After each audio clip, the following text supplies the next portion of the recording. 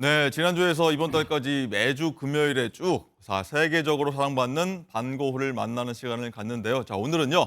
이번 전시회 이창용 공식 도슨트 모시고 반고흐 세계로 빠져보도록 하겠습니다. 안녕하십니까? 네, 어서 반갑습니다. 오십시오. 예. 이찬용입니다. 자, 도슨트님 이 반고흐 전시한다고 하니까 지난주에 저희 방송하기도 했지만 여기저기서 문의를 꽤 하시더라고요. 굉장히 관심이 많으신 것 같은데 자, 이번 행사 갖는 의미 좀 어떤 거라고 보십니까? 뭐 아무래도 서양 미술사에서 가장 유명한 화가가 빈센트 반 고흐이다 보니까 한국에서도 전시가 몇 차례 일어나기는 했었어요. 예. 하지만 이렇게 고흐의 작품만으로 꾸며진 전시가 흔치는 않았었거든요. 예.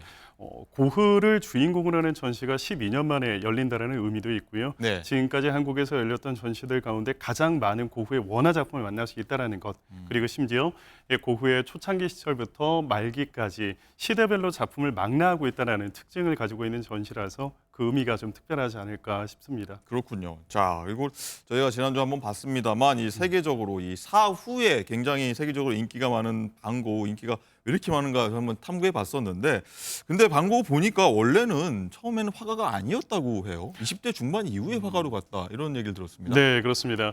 고흐의 아버지께서는 네덜란드 준데르트라는 지역에서 개척교회를 운영을 하고 계셨어요.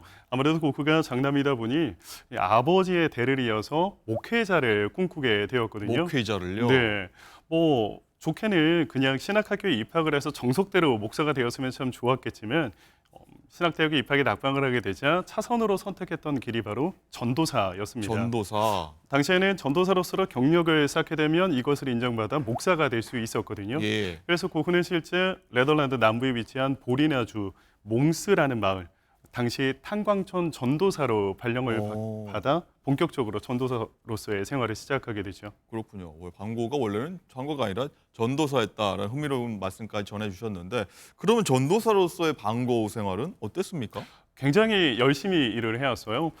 그때 당시 전도사 고흐에게 주어졌었던 임무는 담임 목사를 보좌하고 광부들에게 성경의 내용을 전달하는 일이었었거든요. 네. 아무래도 당시 광부들 대다수가 문맹이다 보니까 글을 읽지 못하잖아요. 그래서 성경의 내용을 대신 전해주는 것 정도가 그에게 주어진 임무였었는데 하지만 그는 자신에게 주어진 임무뿐만 아니라 광부들의 삶 속으로 들어가서 자기 음식도 내어주고 침대도 내어주고 심지어는 당시 탄광에서 폭발 사건이 일어나 많은 광부들이 화상을 입게 되자 자기 옷을 찢어다가 붕대로 활용을 하는데 그렇군요. 정말 헌신적이고 열정적인 삶을 살아가기 시작합니다. 네. 하지만 문제는 너무 좀 과한 행동들을 좀 많이 하다 보니까 어떤 것들이 있었습니까? 뭐 예를 들어서 오직 신의 가르침대로만 살아야 한다라는 그 본인의 삶을 타인에게도 좀 강요를 하다 보니까 목회자와 전도자로서. 네, 때로는 그의 모습이 좀 광신도처럼 보이기도 했었던 것 같아요.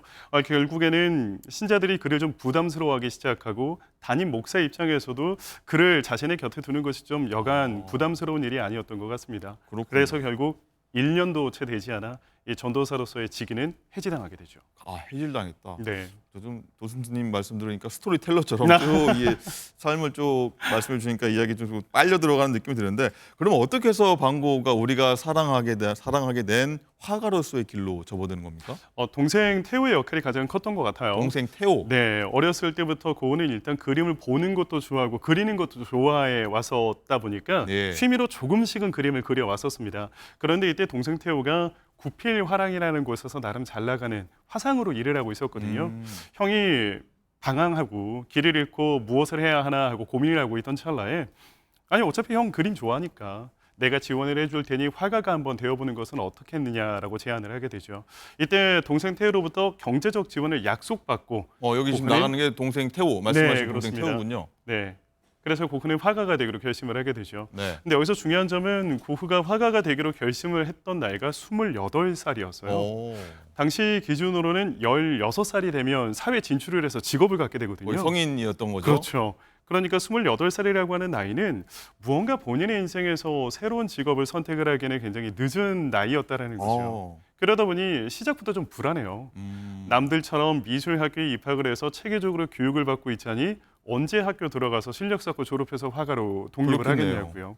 그러다 보니 동생 태호에게 매달 생활비 얻어쓰고 있잖아요. 하루라도 빨리 성공을 하고 싶다라는 욕심에 고흐는 남들처럼 체계적인 교육을 받는 대신 본인 스스로 그림을 익혀나가기로 결심을 하게 됩니다. 수많은 거장들의 그림들을 따라 그리는 방식으로 주로 그림을 익혀왔었던 거죠. 그렇군요.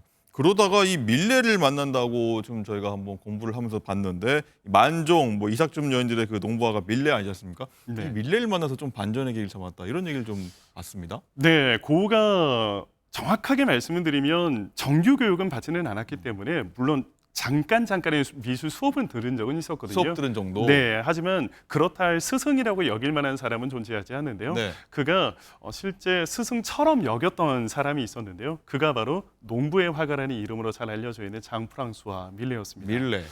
밀레는 사실 1875년 12월에 세상을 떠났고 고가 화가가 되기로 결심을 한 나이는 1881년이었어요. 실제 두 사람이 만난 적은 없었습니다. 아, 그렇군요. 하지만 밀레의 작품이라든지 특히 파나 작품들을 보고 그 작품에 감동을 받아 밀레의 작품을 따라 그리는 방식으로 그림을 많이 익혀나갔었던 똑같이 거죠. 따라 그리면서 그림 네. 실력을 늘려갔다.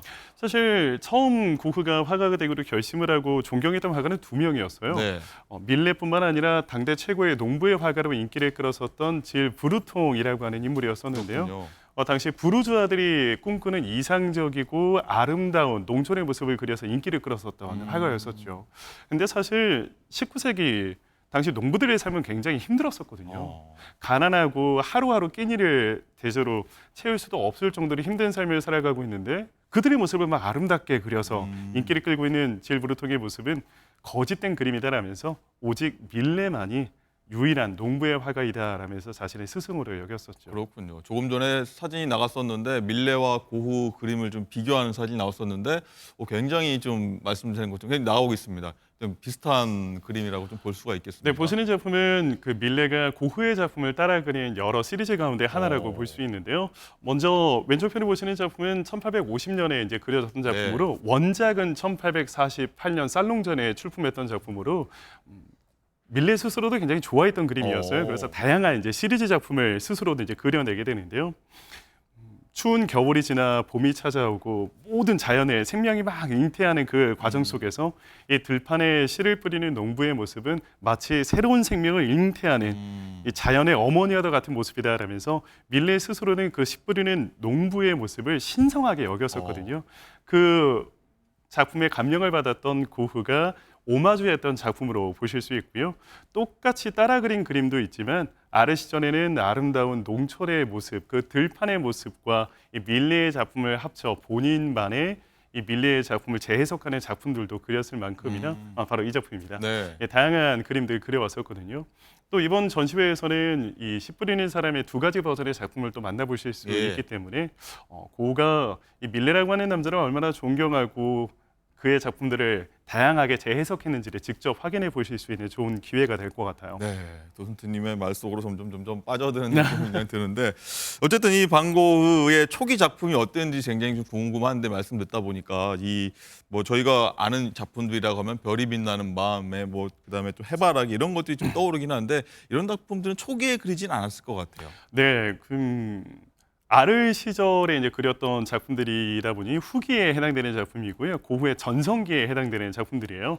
초기의 작품들과는 분위기가 사뭇 좀 많이 다릅니다. 네. 우리가 보통 생각하는 해바라기나 별이 빛나는 밤 같은 작품들은 노란색과 파란색의 원색이 쨍하게 등장하는 그림들이지요. 맞습니다. 사실 초기의 그림들은 이와는 전혀 분위기가 비슷하지도 않습니다. 굉장히 어둡고 어둡다. 무거운 그림들이 좀 많아요. 이런 그림인가 봅니다. 네, 고흐가 초창기에 이런 느낌의 그림들을 그렸었던 이유는 그의 인생을 좀 들여다보실 필요가 있는데요. 고흐는 하루하루 힘겹게 살아가는 가난한 노동자들, 광부들, 농부들 좀 그들을 위로해 줄 수 있는 삶을 살아가고 싶어 아까 했어요. 보니까 전도사 목회자 시절에 네. 겪었던 그림들 같아요. 맞습니다. 그래서 고흐가 그들을 위로할 수 있는 첫 번째 방법으로 선택했던 직업이 목회자였어요. 종교로서 저들을 품고 안아주고 싶다. 하지만 이 목회자로서의 꿈이 좌절을 맞이하게 되자 두 번째로 선택했던 방법이 바로 화가였었죠. 내가 그림을 통해서라도 저들을 위로해 줄 수 있는 그런 삶을 살아가고 싶다. 그들을 위로하는 대표적인 작품이 바로 그의 초창기 가장 유명한 걸작 가운데 하나인 감자 먹는 사람들이라는 감자 먹는 사람들. 작품이었습니다. 반고흐 미술관에 가시면 만나보실 수 있는 작품인데요. 고흐가 초기 4년이라는 시절 동안 그렸던 작품들 가운데 가장 위대한 걸작으로 손꼽히는 작품이에요. 그런데 많이들 오해하시는 것 중에 하나가 네. 이 감자 먹는 사람들이라는 작품이 딱 한 점 있는 걸로들 알고 계시는데요. 어. 사실 2년이라는 시간 동안 이 작품을 준비해 왔었고 오. 작품 속에 등장하고 있는 인물들의 개별 초상화들, 소품들을 활용한 정물화까지 전부 다 포함을 하게 되면 예. 고가 이 감자 먹는 사람들이라는 주제로 그려진 작품은 총 56점이 존재합니다. 오. 그러니까 다시 말해 이 그림 하나를 그려내기 위해 무려 55번의 연습 끝에 이 작품을 완성시켰을 정도로 굉장히 공을 들였던 작품이라는 것을 우리가 확인해 볼 수가 있는 거죠. 그렇군요. 이번 전시에서는 고흐가 그 감자 먹는 사람들이라는 걸작을 그려내기 위한 다양한 습작들을 만나볼 수가 있어요. 그래서 우리는 고흐가 초창기에 아무리 고흐가 위대한 사람이라고는 해도 처음부터 걸작을 그려낼 수는 없잖아요. 그렇겠죠. 정군 교육을 받은 적이 없던 사람이다 예. 보니까 그래서 고흐가 이 위대한 걸작을 탄생시켜가는 그 과정을 이번 전시회에서 만나보실 수가 있기 때문에 굉장히 좋은 기회가 되지 않을까라는 생각이 듭니다. 그렇군요. 전시회가요. 11월 29일 이번 달 29일이라고 하는데 도슨트님 말씀 들어보니까 더 빨리 만나고 싶다는 생각도 듭니다. 자, 오늘 말씀 여기까지 듣겠고 다음 주에 또 다른 이야기 한번 기대하도록 네, 하겠습니다. 알겠습니다. 고맙습니다. 감사합니다.